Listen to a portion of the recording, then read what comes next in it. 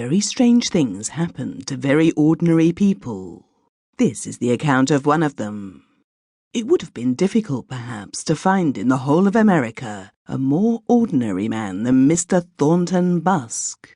He did not himself think that he was anything at all unusual, and yet he always had a very pretty pride in himself, and considered, as most of us do, that it was quite essential for the happy continuance of the history of the world that he should live and be well fed and have a happy and prosperous time.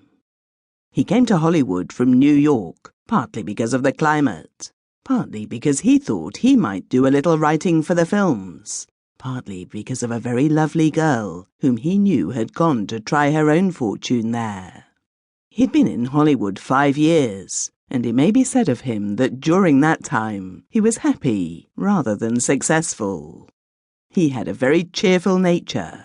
He was good-looking, in a quite ordinary way, dark and slim, and always correctly dressed. He was useful to women who did not know what to do with their time, and he never had an original idea about anything.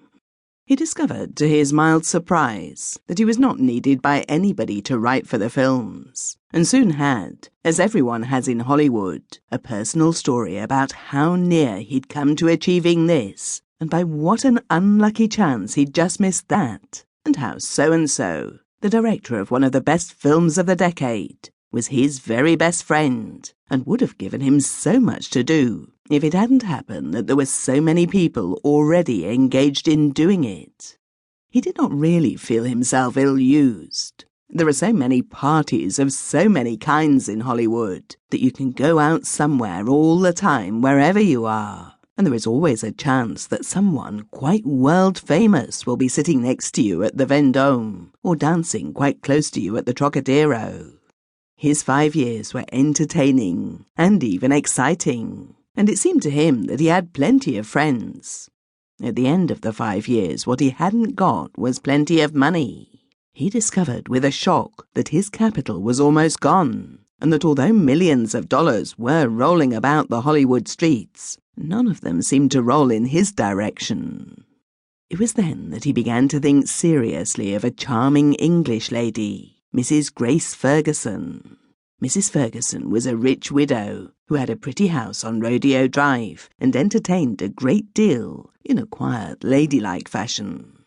She was one of the English who, coming to California on a short visit, are entrapped by the sun and never again escape. Her husband, a kind elderly man who was on the London Stock Exchange, had been dead some 10 years. She was quite alone in the world. Except for her large white cat, Penelope, she had apparently no near friends. She had, of course, plenty of acquaintances, and as it is the practice of every American to be charming at the actual moment of contact, all her acquaintances seemed to her to be friends. It is quite possible for an Englishman or woman to make very real and beautiful friendships in America, lasting ones and sincere. But it is often very difficult for the English to distinguish clearly between friendships and acquaintances. The dividing line is so very clear in their own, more cautious country. There were horrible times when Mrs. Ferguson felt very lonely indeed, and wondered if she had any friends. At such horrible moments, she would feel a great wave of homesickness for the long white moors of Northumberland, the rocky bays of Cornwall, and the deep violet-scented lanes of Devonshire.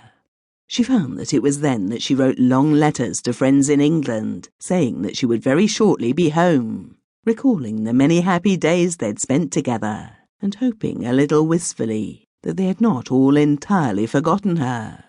Then quickly again would come the delightful excitements of her social world, a concert in the bowl under the stars. The seats were very damp, and it was necessary to wear quite heavy Arctic clothing.